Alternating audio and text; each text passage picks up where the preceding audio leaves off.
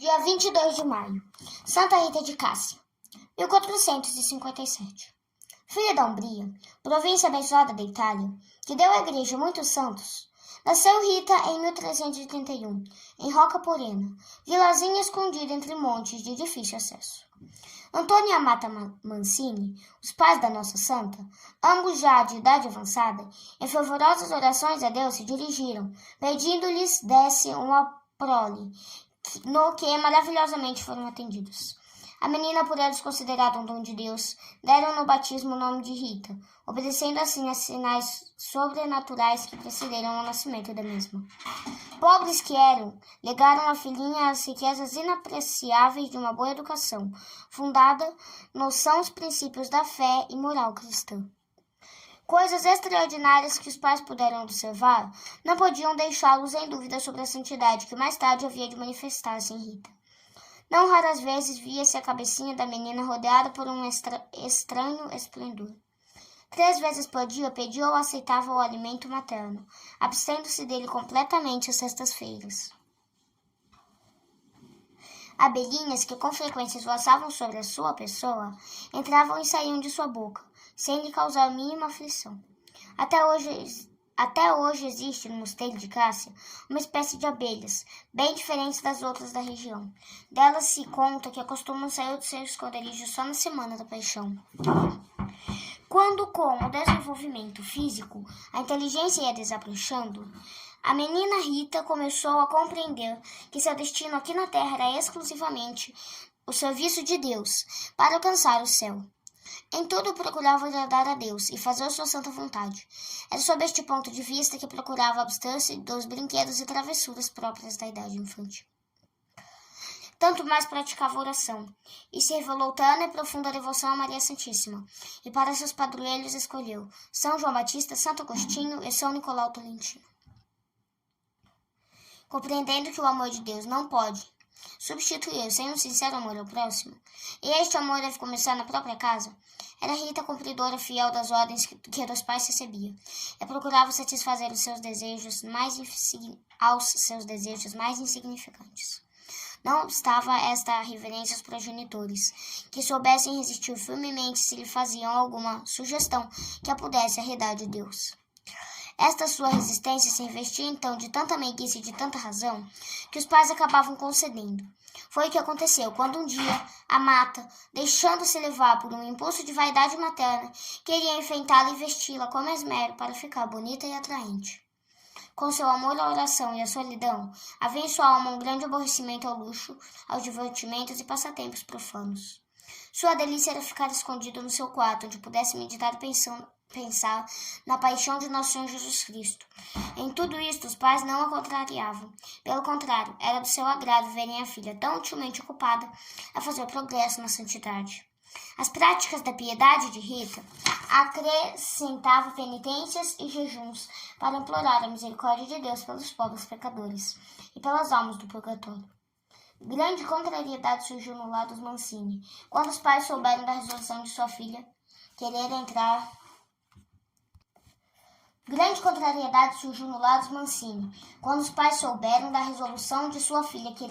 na ordem das religiosas agostinianas, a que se opuseram com toda a energia.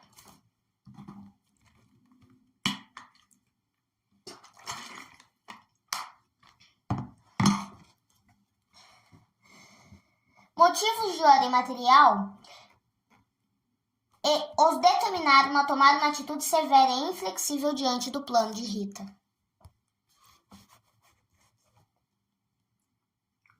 Esta, depois de ter recorrido ao Pai das Luzes, se submeteu à vontade de seus progenitores, e tanto se conformou com os conselhos dos mesmos que aceitou a amizade do jovem Paulo Ferdinando,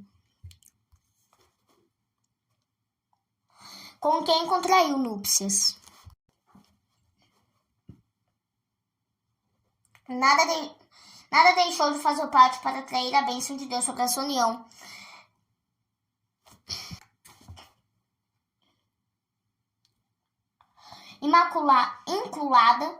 Inculcada pelos pais, e digna e escrupulosamente se preparou para receber tão grande sacramento.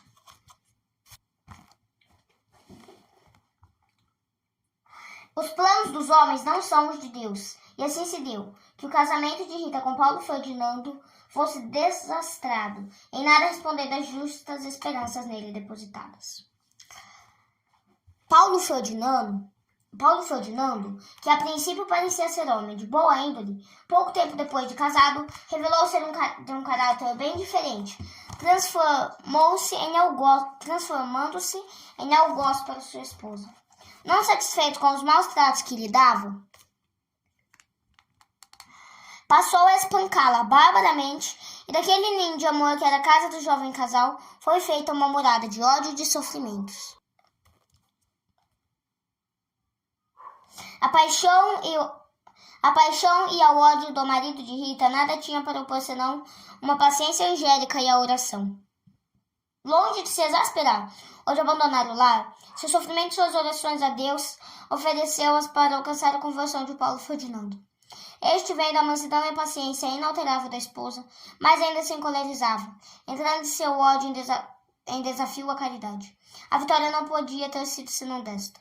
Paulo Ferdinando, tocado pela graça de Deus, finalmente confessou-se vencido pelo bom exemplo de Rita, mudou de vida e tornou-se bom chefe da família. Bom chefe de família. Do matrimônio de Rita com Paulo Ferdinando nasceram 2 meninos, gêmeos. Tiveram eles a infelicidade de perder o pai, quando apenas 2 anos de idade contavam. Paulo Ferdinando, por motivo desconhecido, foi morto. Rita muito sofreu com este fato, que veio a dar à sua vida uma nova orientação. Se de um lado o futuro dos meninos a preocupava, mais se inquietava pela salvação da alma do marido, tão inesperadamente chamada à eternidade ao juízo do Altíssimo. Por amor e para sufrágio da alma de Paulo Ferdinando, não só perdoou aos assassinos, mas os recebeu em sua casa, para que não fossem presos. Teve a consolação que veio numa visão de ver a alma de seu marido no purgatório, na expectativa da glória do céu. Novas aflições nasceram para Rita do caráter colérico de seus filhos. De sua mãe nunca lhe souberam a causa da morte do pai.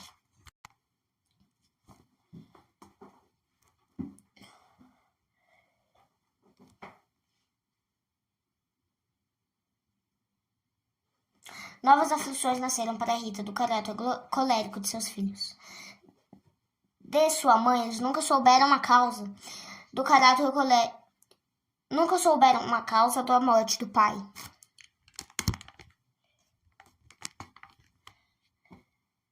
Nunca souberam causa da morte do pai. Souberam-no, porém, por quem quisesse implantar em suas almas o ódio e o desejo de vingança, no que infelizmente se viram bem-sucedidos. Em vão, a boa mãe mostrou aos seus filhos o exemplo de Nosso Senhor, que na hora da morte perdoou aos seus inimigos. Em vão apontou para os deveres da caridade e para o justo juízo de Deus. Os meninos conceberam um plano sinistro de vingar a morte do pai. Em sua angústia, Rita pediu a Deus que mudasse o coração de seus filhos ou os chamasse para si. Tinham eles 14 anos apenas. Deus ouviu as preces da santa. E, no espaço de 1 ano, antes que pudesse levar a efeito seu sinistro plano, Deus os levou para a eternidade.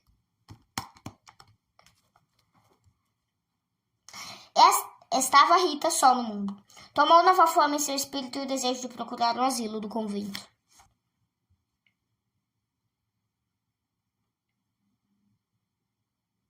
Via claramente a vontade de Deus na realização deste seu desejo, de se tornar religiosa agostiniana. Foi, porém, mal sucedida no seu pedido de admissão em face da declaração da superiora, de não poder ser admitida viúva em uma comunidade reservada exclusivamente a virgens. Bem disto sabia Rita. Não obstante, se animou a renovar seu requerimento, sem alcançar, entretanto, seu desideratum. Vendo que nada conseguiria do mundo, entregou sua causa a Deus e aos seus santos padroeiros. Sua confiança foi admiravelmente recompensada. Certo dia, as monjas agostinianas de Cássia encontraram Rita dentro de seu claustro, em posição de quem com muita devoção reza. Perguntada como conseguir entrar lá dentro, disse Rita que, seguindo a voz dos seus padroeiros, que a dirigiam e acompanharam, lá se achava, sem saber como se tinha efetuado a viagem. Assim, narrando o fato, seu rosto parecia envolto em uma luz resplandecente. Diante deste fato, que evidentemente revelava a intervenção divina, as religiosas não mais se negaram a recebê-lo em seu grêmio. Rita foi revestida com o hábito religioso, fez o mando de noviciado e no tempo marcado emitiu os santos votos de pobreza, castidade e obediência. Religiosa não só por forma, mas em verdade, dava aos seus companheiros o exemplo da mais perfeita santidade, o que teve por resultado que as irmãs muito admiravam e de dia para dia mais a estimavam. No dia da profissão, em misterioso arrebatamento, viu a escada de Jacó, em cuja sumidade apareceu-lhe Deus Padre, convidando-a para subir e receber-lhe um plexo paterno. Se antes de sua entrada no convento levava uma vida de penitência, agora, ligada pelos votos, seu amor à mortificação não conhecia limites. Com todo o rigor, observava a quaresma, dormia sobre a terra, castigava seu corpo com áspero silício e flagelava-se rudemente até sangrar. Essas penitências elas oferecia pelas almas do purgatório, pelo bem espiritual e temporal dos benfeitores e pela conversão dos pecadores. Em tudo prevalecia o desejo de cada vez mais se tornar semelhante a Jesus, ao homem das dores. Daí a procura de humilhações e de sofrimento. Dos 3 votos, o que mais mortifica a natureza é o da obediência, razão por que Rita na prática deste voto mais se esmerava. Prova isto a pontualidade e constância com que cumpria uma ordem da superiora, que aos olhos profanos e espíritos críticos poderá parecer ridícula e insensata. A ordem de plantar num canto do pátio uma parreira seca e regá-la todos os dias. Obediente a esta ordem, a humilde religiosa regou o ramo seco por um espaço de 1 ano. É admirável como Deus premiou o sacrifício de sua serva. O sarmento brotou como se fosse planta viva, cresceu e produziu flores e frutos. A videira de Santa Rita, por ela plantada e regada, existe ainda, cheia de vida, e produz uvas de um especial sabor, que amadurecem em novembro.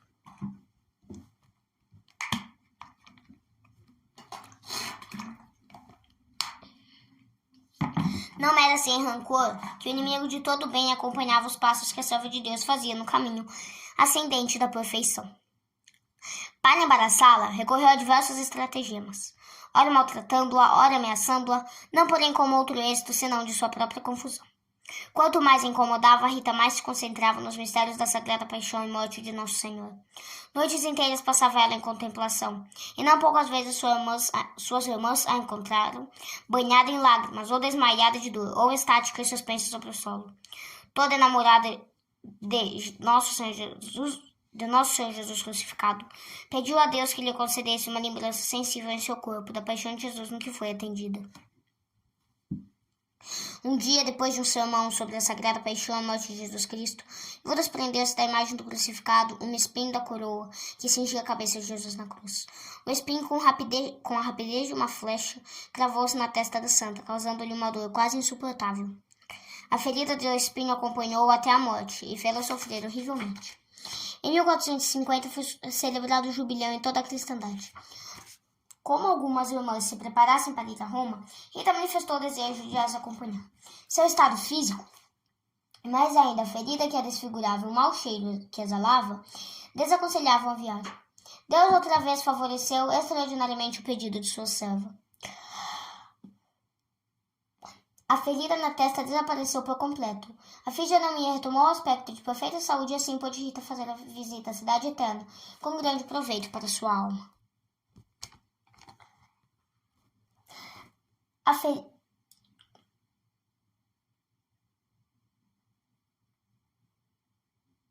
Logo que voltou para casa, reabriu-se a ferida. O estado de fraqueza também voltou, e além disso manifestou-se outra enfermidade incurável, que grande sofrimento lhe causava.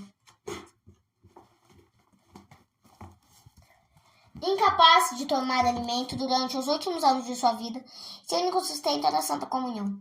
No meio das dores que cruciavam seu corpo, Rita conservava a alegria do espírito e um encantador sorriso brilhava constantemente em seu rosto.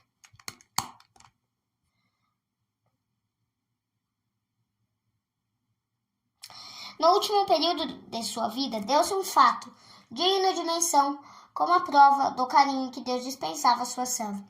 Durante o mais rigoroso inverno, Pessoas de Roca Poena descobriram, na hortazinha de Rita, uma roseira coberta de rosas e uma figueira com frutos maduros.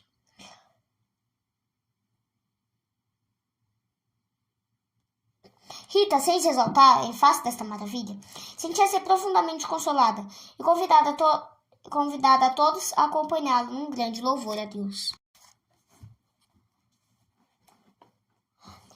Sintomas indubitáveis indicavam o próximo deslance da santa, que em seu leito de dor aparecia a imagem de Jesus crucificado. Poucos dias antes da sua morte, em uma visão que teve de Jesus e Maria, conheceu o convite de seu esposo para a entrada nos páramos da pátria celeste. Com orações e santas aspirações, se preparou para o último momento de sua vida terrestre.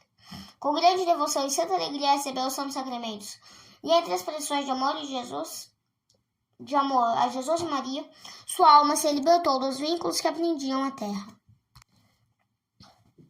No mesmo momento, mãos invisíveis tangeram os sinos do convento e da vila de Cássia, entoando o hino triunfal das esponsais eternas, convidando a comunidade e a população para fazer-lhes coro na glorificação de Deus, homenageando a alma daquela que vivera como santa e como santa morrera.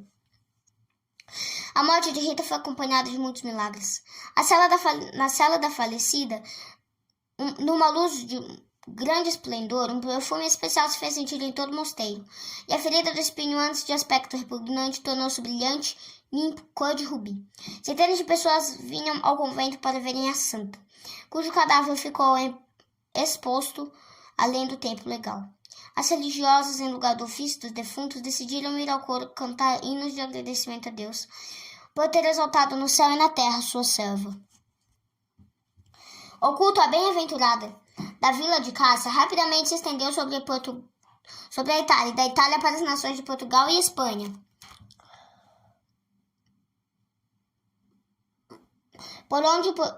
Onde, por causa dos milagres obtidos por sua intercessão, o povo lhe deu o nome de Santa das Coisas Impossíveis. Em 1628, Urbano VIII lavrou o decreto de beatificação, uma especial indulto do Papa Bento VIII de 1727 permitiu a construção de uma igreja bem-aventurada no Rio de Janeiro, hoje sede de uma florescente paróquia. Além desta, existem no Brasil inteiro 39 igrejas dedicadas à Nossa Santa. Tem-se aí a prova da grande veneração que Santa Rita goza no coração do povo católico do Brasil. Muitos contratempos fizeram com que se protelasse a canonização, que só aos 24 de maio de 1900 se realizou sob o pontificado de Leão XIII. Reflexões. A terra é, com razão, chamada de um vale de lágrimas. Lágrimas umedecem os olhos do crente e do infiel. Para todos a vida é uma luta, ou na linguagem de Jó, uma guerra. Para muitos esta guerra é a perdição, a derrota, para outros é a vitória, a salvação. Os santos, nossos irmãos mais velhos, nossos guias, nossos padroeiros, ensinam-nos pelo seu exemplo como nos devemos haver nesta luta. Assim, Santa Rita, quem poderá contestar que sua vida foi um espinhoal de sofrimentos desde sua mocidade até a morte? Sua vida de esposa foi um martírio. Como mãe, sofreu as angústias mais acerbas possíveis. Como religiosa, saboreou as amarguras da vida comum e da obediência. E como apanágio de seu amor a Deus, enviou-lhe sofrimentos de caráter místico, nem por isso menos dolorosos. O infiel, o descrente, o ateu, levanta a mão contra seu inexorável destino. Não assim o cristão. Este se acostuma a conhecer a mão de Deus em todos os lances de sua vida, confiante na divina providência, por ela se deixa guiar, como a criança confidamente se entrega à mão paterna, que a protege, orienta e castiga e recompensa. O cristão não perde de vista a imagem de Jesus crucificado. A contemplação da sagrada face do seu Redentor, das chagas nas mãos e nos pés e do lado, a lembrança da sagrada paixão e morte do seu Salvador o anima, o eleva, conforta e consola. Ainda que se veja rodeado das trevas da morte, ainda que seus pés andem por cima de basiliscos e serpentes, seu olhar procura sempre o de Jesus no alto do Calvário, e em seu coração está sempre viva e firme a esperança, aquela esperança que ditou a Jó a palavra: eu sei que meu Salvador vive. Com Jesus a terra deixa de ser um vale de lágrimas e com o apóstolo São Paulo dizemos: no meio de toda a tribulação, o meu coração rejubila-se em alegria. Sem Jesus a vida é morte, com Jesus a morte é vida. Oração a Santa Rita. Ó Deus, que na vossa infinita misericórdia vos dignastes olhar com amorosas vistas para a vossa fiel serva Rita, e conceder a sua mediação, que parece impossível aos humanos esforços, as previsões do mundo e da ciência, pelo amor compassivo que Santa Rita vos dedicou, tende piedade de nós e socorrei-nos em nossas necessidades. Fazei que todos conheçam que vós sois a recompensa dos humildes, a defesa dos abandonados e a força de todos os que em vós confiam. Assim seja. Amém.